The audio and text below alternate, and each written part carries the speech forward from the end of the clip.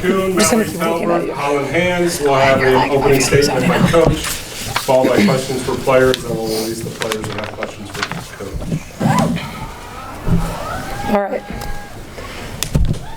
That was probably one of the best team wins and grind matches I've been a part of. This group, they will it. And it was a roller coaster, and they just had to study it out and earn points. But again, just like last night, the way they finished a very good team. Rice was a great team, and they were fighting. They were fighting, and I'm just proud of this team and the way they fought.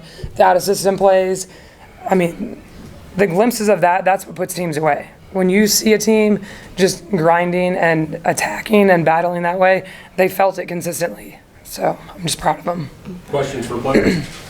How key was the second set and turning momentum and then just kind of turning everything towards the rest of the game?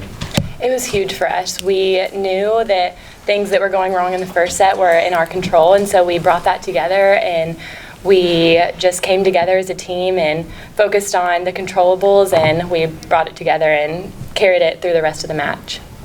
Mallory, how important was kind of minimizing the whole team's the kind of the self-inflicted wounds and the service errors and the errors to the turnaround in the second half as well?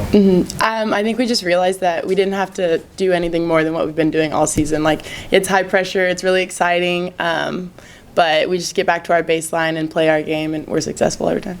For you, it seemed like things were working really good early, and I think you had 4 blocks and 2 kills at the beginning. What was working for you that helped you get to that quick start? Watching the Rice-OU game yesterday, Rice really jumped on OU in the beginning, and I think it really affected them. So that was just something that I think will affect teams early on, and just kind of get the message out, and then you can just get back to being steady. But I just think it's really important to just jump on teams. Mallory and then Holland after, but you guys up big in the first set, they come back and they're taking the first set. The second set, I think it was 23-18, you guys are down 5 points. Able to come back, push the tiebreaker. Was there ever a point where you guys maybe doubted yourself a little bit, or were you guys always confident that you got this run and you were really going to come back? We talked about before the game, in the big moments, leaning on your teammates and just knowing that you can do it, and if you're not feeling the best, thinking about someone else, just we're all here for each other, and this could be our last time playing in Reed, so it's almost like another senior night. So we just knew how important this was, and I never doubted. I don't think there was ever a doubt in our minds that we could do it. We know our capability, and so we came together, and like Mallory said, we leaned on each other and really looked to each other to bring each other up, and so there wasn't ever a doubt in our minds. Holland, how much fun was the one play where Camille had to run almost all the way into the tunnel and then hit it back in the kill? Where does that rank on just fun plays and exciting plays? I don't even know how she got it. The way she got it, perfect set out of system, all the credit to her, really, because it was an easy set for me to go hit. And so that was just an amazing job by her, and that was pretty awesome. Was that kind of one of the moments, I know that the second set and winning that was a big momentum builder, was that one of the moments that, was there a calming effect amongst the team in that, where you kind of okay, we got this now? Was there something to it there? I think that was definitely a momentum shifter for us. We kind of let a few points go after that, but I think that was definitely a turning point in that set, and it kind of got us on the right track. Holland, you had 5 kills in those extras in set 2. Have you ever really experienced a match to that caliber where so much is riding on every point? I think I have been in those situations before. You just kind of have to go with it and know that you're doing it for your teammates, and just working hard for them and just staying aggressive. So. Mallory, how much of a roller coaster was the end of that second set, those extra points, because it's you think you have it in regulation, and then the call doesn't go your way on the review, and then you had so many set points. What was the emotions like through those extra points? I was on the bench for most of it, and I was losing my mind on the bench, but it's really exciting, and especially whenever you pull it out in the end, that's just teamwork right there, and we try to practice high pressure situations so that we can just know that we don't have to do anything extra. We just do our thing. One more question for the players. Was there a moment in the game where you knew that the tide was turning and that momentum was shifting on your side? Like a play or a set plays where you felt we're going to win this game. We've got the energy on our side. After we won the second set, we were it's 0-0. we just got out here, we're just gonna start over, like back to baseline, and I think that was like a deep breath for everyone. And how does it feel to be advancing to the Sweet 16? I think first time in a decade for the program.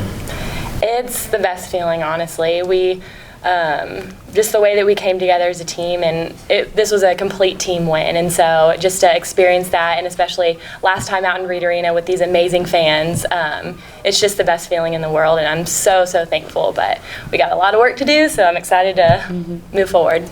Thank you. Good job. Okay. There you go. Thanks, Miles. I'm gonna drink some water. Can I have a water? Yeah, you guys can have all the water you want, since you didn't drink any in the locker room just now. You don't just use them as props. Yeah. Any questions for Coach? Talk about how crucial it was after that first set to kind of reevaluate and kind of that crucial second set, getting that tiebreaker and then going into the second set. I just lost my cap. It was crucial to just delete the first set because volleyball is a game of momentum. I mean, you have to acknowledge it, but you have to let it go. And I told him, I'm like, welcome to the NCAA tournament. Like, this is how it's going to be. It's going to be a battle, and we knew it would be a battle.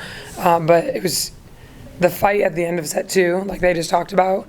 That finish is what gave them their composure. That earned the composure back and coming back. So, but we talk about playing point for point. Just don't look at the scoreboard. You got to earn this point. You got to execute this point. So it's just controlling the momentum. And yeah, there was huge shifts in that the first 2 sets. How much of a roller coaster ride was those extra points at the end of set 2, and kind of what was the message to the team? Point for point, the same thing. Like, you can't control whether or not they're going to make that call or reverse the call, so you got to do the next play. Like, you have to focus on that next play, because if you ride that emotion, we saw what happened in the first set.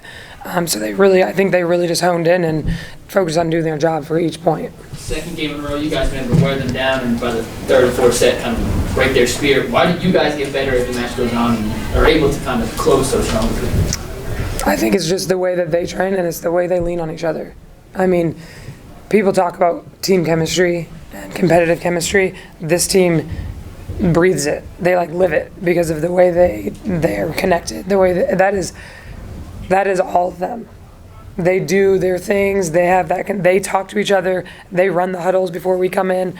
That is what shows at the end of those matches and the end of the sets when we're tight. They really lean on each other. First time advancing past the second round in a decade. How do you feel the team has developed, and how do you think the team is kind of keeping the legacy of Texas A&M going forward?